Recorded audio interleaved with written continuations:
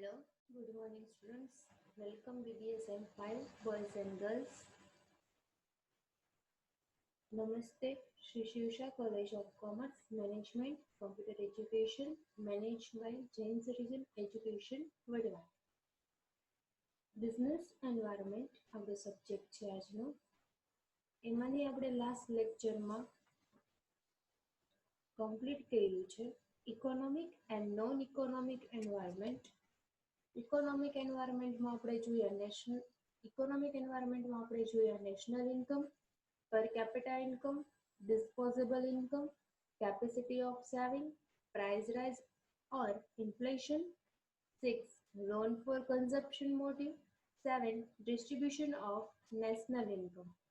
Non-economic environment માં આપણે જોયા political environment, social environment, technological environment, competitive environment, legal environment, cultural environment or international environment. Economic અને non economic environment જોયા.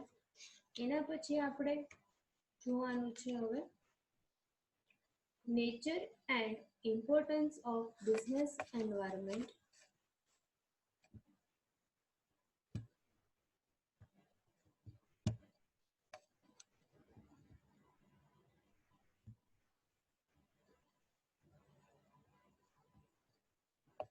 Nature and importance of business environment. With the development of business sector, business environment has a great significance.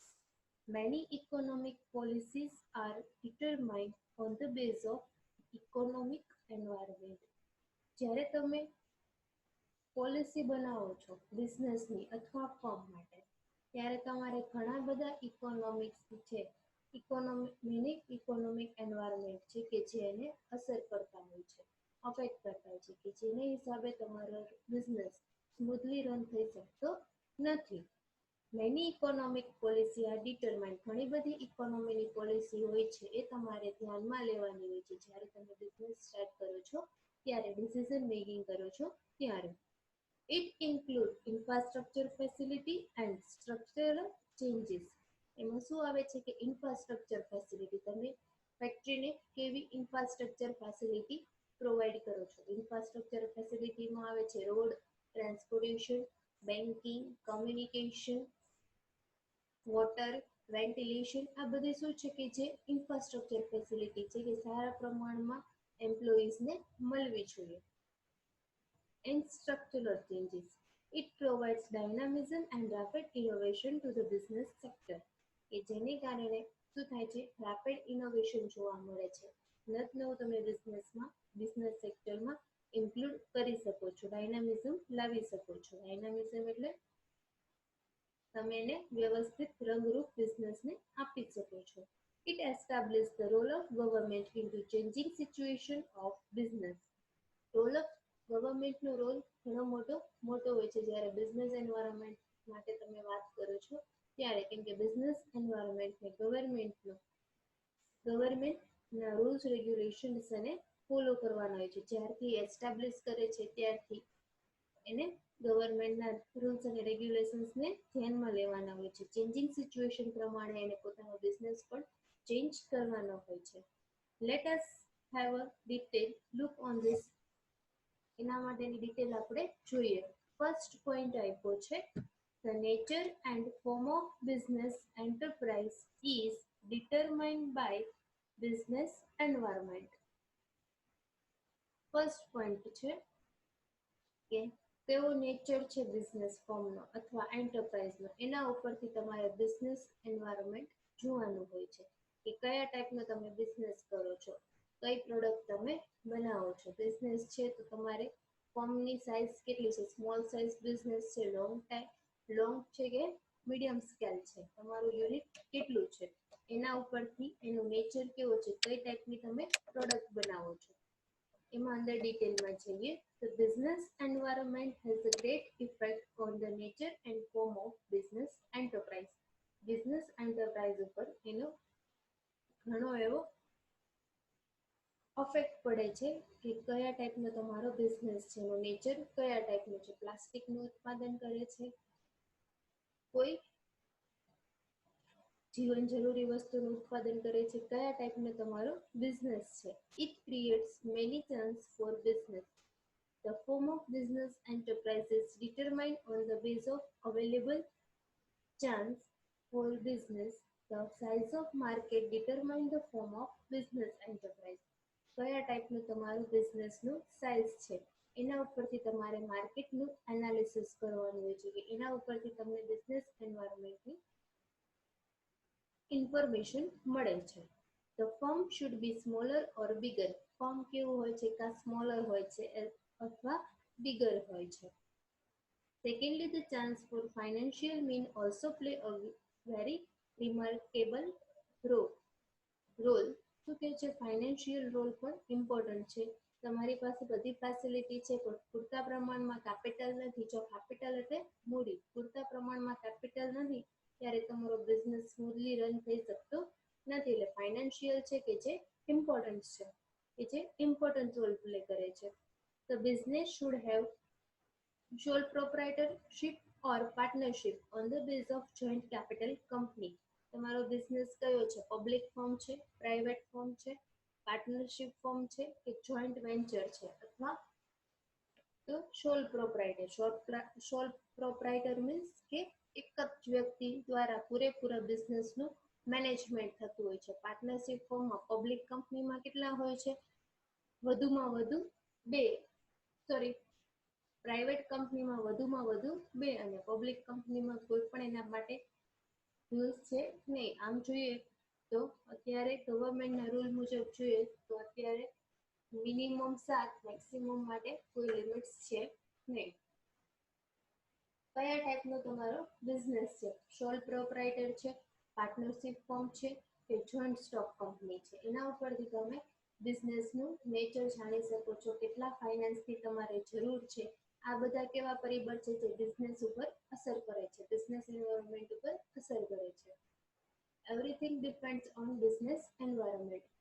Only local demands or expert demands must be satisfied can be determined after studying business environment. Business environment ને study કર્યા પછી તમારે local demand કેટલી છે અને export demand કેટલી છે. Export demand એટલે કે તમે તમારી પ્રોડક્ટને નિકાસ કેટલી કરો છો એની ડિમાન્ડ કેટલી છે, અને લોકલ ડિમાન્ડ એટલે કસ્ટમર દ્વારા માર્કેટમાં તમારી પ્રોડક્ટની ડિમાન્ડ કેટલી છે એને ફર્સ્ટ તમારે સેટિસ્ફાઈ કરવાની હોય છે. અને આફ્ટર સ્ટડીંગ બિઝનેસ એન્વાયરમેન્ટ, બિઝનેસના એન્વાયરમેન્ટનું તમે સ્ટડી કર્યા પછી જાણી શકો છો કે લોકલ ડિમાન્ડ કેટલી છે અને એક્સપોર્ટ ડિમાન્ડ કેટલી છે.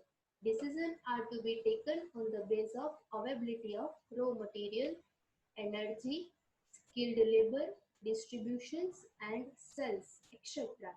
This is possible after a deep study of business environment. આ બધું તો જ પોસિબલ થાય છે કે જો તમે બિઝનેસ એન્વાયરમેન્ટનું ડીપમાં સ્ટડી કર્યું હોય કે તમારે કેટલા ટાઈપની રો મટીરિયલની જરૂરિયાત છે, અવેબિલિટી તમારી પાસે કેટલી છે, ઓપનિંગ સ્ટોક કેટલો છે, વર્ક ઇન પ્રોગ્રેસ કેટલો છે અને ફિનિશ સ્ટોક કેટલો છે, એ તમારી પાસે પૂરતા પ્રમાણમાં નોલેજ હોવું જરૂરી છે.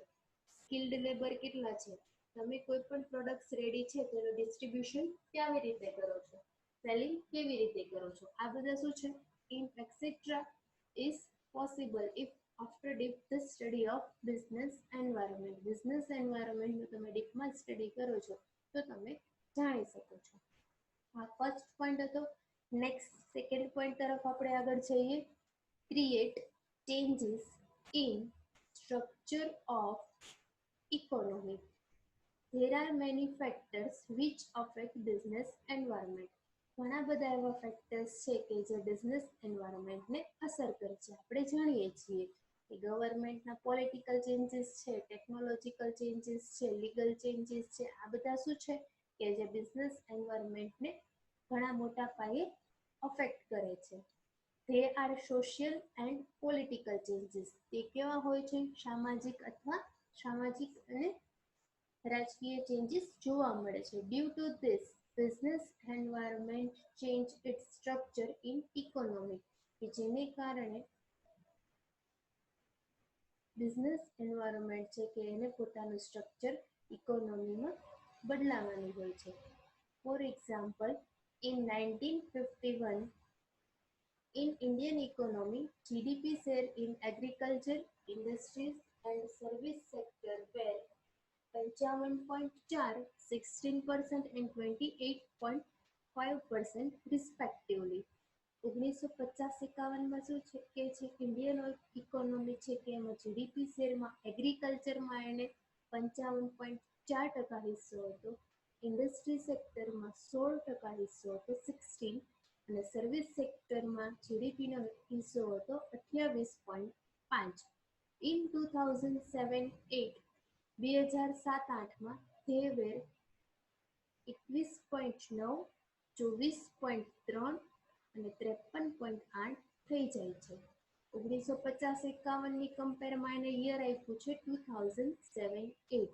2007-8માં એગ્રીકલ્ચર છે 21.9, ઇન્ડસ્ટ્રીઝમાં આવે છે 24.3 અને સર્વિસ સેક્ટરમાં જીડીપી શેર છે 53.8. એના ઉપરથી આપણે જાણી શકીએ છીએ it is clearly that during 57 years the GDP share of agriculture has been reduced to less than one third and the GDP share of industries in service sector has developed clearly.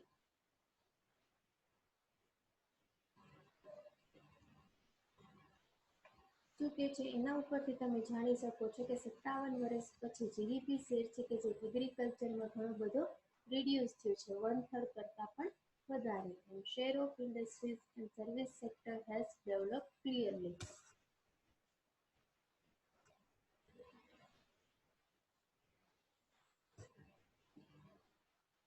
This has changed the structure of Indian economy and that has become cause of change in business environment. કે જે business એન્વાયરમેન્ટનું ચેન્જીસનું કારણ આપણે જોઈ શકીએ છીએ.